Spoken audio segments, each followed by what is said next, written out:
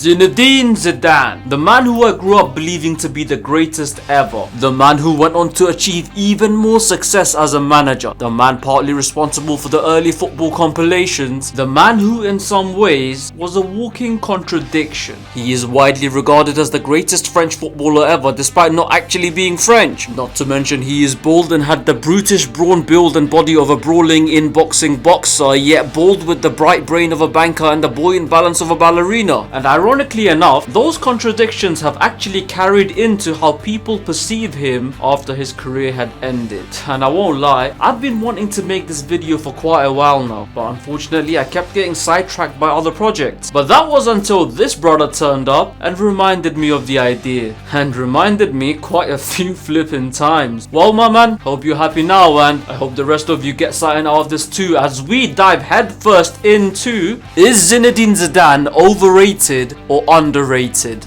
Let's roll on. Right, so the obvious and somewhat annoying answer would be, well, it depends on how highly you rate him. And to be fair, while for the majority of footballers this would just be a throwaway, annoying answer, with respect to Zizou though, this answer actually has a deeper meaning. Because you see, when it comes to the career retrospective of Zinedine Zidane, nowadays there seems to be two camps that have formed. The fanboys and the... well, not haters, I don't really think anyone can hate this man, but let's just say the detractors. And the thing is, whether you're a fanboy or a detractor, you just don't seem to be able to give anything resembling an objective opinion on how good Zizou was or wasn't. For example, when it comes to the fanboys, they're either guys who grew up watching Zizou or guys a little older around his age. And since a lot of time has passed since his last professional game, 20 years next year by the way, it's natural for people to only really remember the big games and big moments as time goes by. And man, Zinedine Zidane in the big games not only almost always delivered, but almost always dominated. Because you know those fancy skills you guys see this man pull off, like the 360s, double step overs, a Cruyff turn on the first touch and everything else? The difference with Zizou and most other footballers who pull off stuff like this is that while those guys more often than not would try these things against lesser opposition, Zizou usually saved his party tricks for the big games. Like you see this shoulder control on the turn, this was in the semi-final of the Euros. You see this disgusting volley on the weak foot, this was in the Champions League final. And you see this absolute humiliation of an entire pack, this was against the best international team in history. And man, that game, I'm not gonna lie, I remember not even wanting to watch that game because I was so upset with England's exit earlier in the day. But now all these years later, boy am I glad to not only have witnessed all this live, but kept it recorded on my VCR for so many years. Not to mention, watching this magician at work kinda cheered me up from my England low from earlier. Well, to an extent. F***ing twat. And this is the thing, because these fanboys seem to remember these moments so fondly, they either seem to think one of these two things, or both. Number one, Zizou should only be judged on how well he did in the big games. I mean, I agree that there should be a big emphasis on the big games, but certainly not everything. Or two, Zizou played like this on a game-to-game basis. And this is where the confusion is. As I said already, Zizou only really pulled off stuff like this on the big occasion. Now why that is, I don't know. Maybe he just found it easier playing against quality sides who'd let him play. Or maybe he just found it easier to be motivated for games like this. You'll have to ask him. But when it comes to the rest of the games he played in a given season though, while he was very rarely useless, he did often go in large parts of games not having any obvious influence. And by the way, I use the word obvious very deliberately. I'll explain why in a little bit. But yes, other than an instant in a game that demanded he pull off that 360 Marseille turn, don't get me wrong, he always had that move in a nearby locker. Zizou didn't really produce these magical moments too often game to game against lesser opposition, especially when there wasn't a real need to. Because this is what people don't realize. This man wasn't like a Ronaldinho or Cristiano Ronaldo, you see. Like, no disrespect, but with these guys, you can tell they're almost always desperate to impress. And in their mind, they're just eyeing to pull off an elastico or step over or whatever. In contrast, or au contraire, that's quite fitting, you know, French and stuff. Zizou only pulled off stuff like this when it was really needed, and in games where he had a lot less opportunity to do these things, particularly when he was stuck out wide, and particularly in his final couple of seasons at Real Madrid, where chemistry, formation and all that shit just went out of the window, and instead it was just an exercise in trying to fit as many big names in one team sheet as possible. There were some games that would just seemingly pass Zizou by. So yeah, if you're someone who remembers those magical moments or just seen YouTube compilations of him breaking ankles and ending careers and now believe that's the player he was game to game throughout his career, chances are you are kinda overrating him. He was that guy on the big occasion, but he was a different guy on most occasions. However, this is where further confusion lies, because I'm not the first person on YouTube to point out that Zinedine Zidane did have some quiet games, you see. There have in fairness been a fair bit of analysis on the man's career over the last 2 decades, and this is where the detractors come in. And because these detractors usually come in the form of either journalists who are just desperate to put a different spin on everything, or people who have something against him or one of the clubs he played for, the detractors are usually underrating him. Because this is the thing these sheep are failing to, or pretending not to see. While Zizou's consistency in pulling off those jaw-dropping moments has been overrated, as I said, there is actually another part of his game that has been severely overlooked over the years. Because you see, on top of the amazing skills and big game dominance, Zinedine Zidane on a game-to-game basis throughout his career was extremely hardworking, always put the team before himself, which is partly why he didn't pull off those flashy moments more often, was never shy to put in tackles when required, was a master in ball retention, and a sensei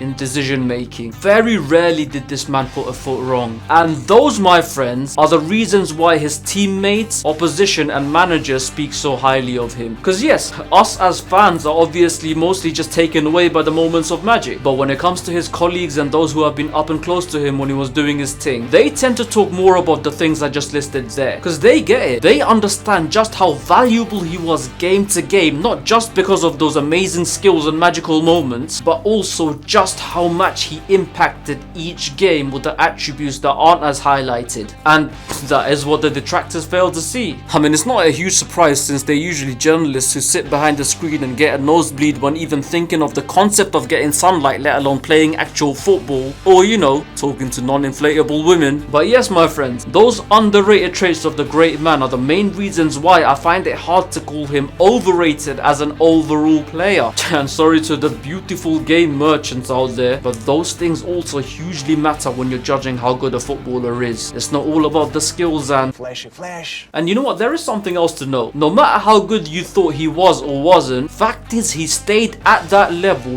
right up until his retirement. Like brother, his final game was a World Cup final, a game where he not only dunked in a Panenka pen, but was inches away from winning it all over again deep into extra time. And ironically enough, you saw the other side of his game that night too. But yeah, that's also my point. Those moments, that audacity, that elegance, the things he was known for throughout his career remained with him till the end of his career. And that is also underrated. And ultimately, Zinedine Zidane as a player was someone who could do everything a Luka Modric or Andrés Iniesta did, arguably did it better than they did, but also had much more of a physical dimension to his game and was exponentially more impactful in the big games. And that was Zinedine Zidane. Pretty fucking good if I say so myself. And you know what, I'd usually end the video there, but no. There is something else I need to address. Something else these crayon-eating worm munchers tend to overlook. Those who just skim through newspaper articles and the odd highlight and call it research, and consequently end up comparing Zidane to players like Iniesta and Modric. Most notably Iniesta. Cause you know, Barcelona, Real Madrid, bold,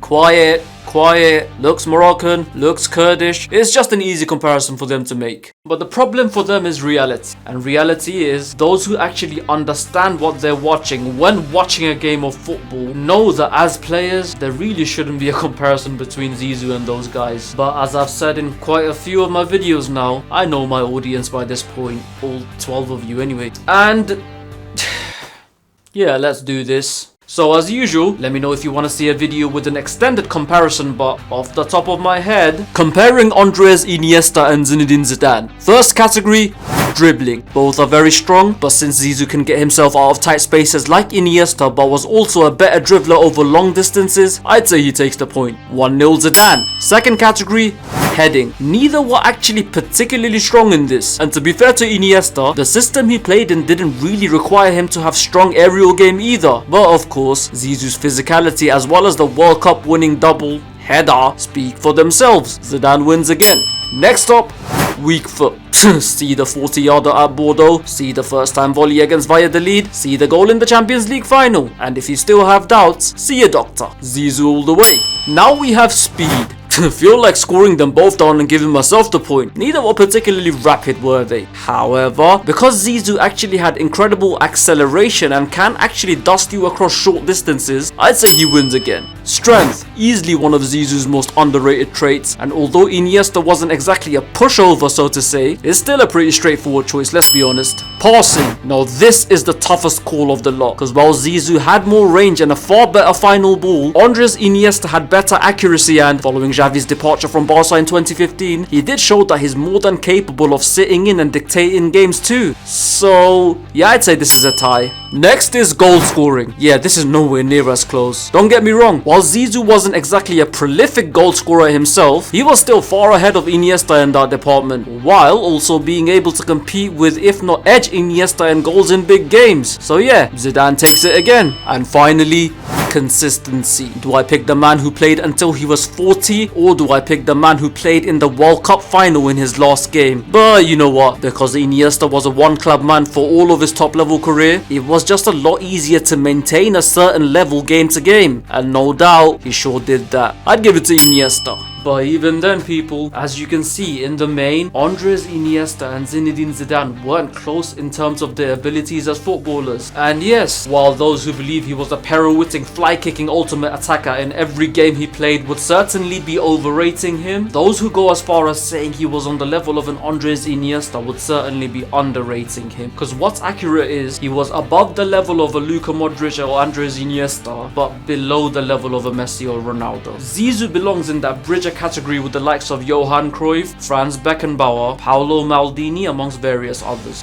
But that's the strangest thing, man. Not many people nowadays see him as being in that second category. People either get carried away by the skills and magical moments and put him in the GOAT category, or they instead end up listening to these negative, nearsighted and malnourished looking nasal, nose-bleeding numbskulls around them and put him in the Modric, Iniesta category. And that nicely brings me to my final answer. Is Zinedine Zidane overrated or underrated? Zinedine Zidane is almost exclusively overrated and underrated, meaning he's overrated a lot of times, meaning he's underrated a lot of times, but meaning he's fairly rated very few times. Though make no mistake, none of that changes the fact that he's a bona fide footballing artist and an eternal legend of the game every single time. And that is that. Agree or disagree beats indifference. Once again, don't forget to like, comment and share, and of course subscribe. Till next time, keep rolling.